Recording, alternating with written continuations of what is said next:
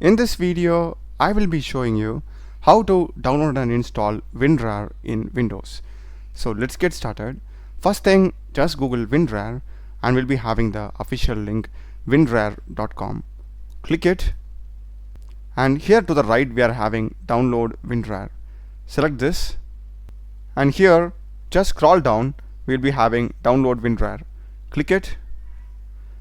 The download will be getting started now. It is just around 3.6 MB in size. So just open it. So we will be getting the WinRAR setup.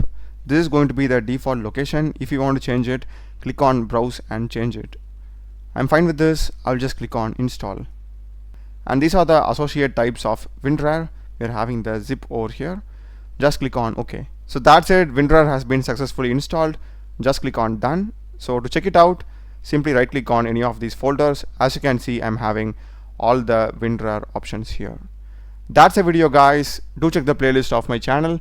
There are a lot of videos in programming and AI tools. Subscribe me. Thanks for watching.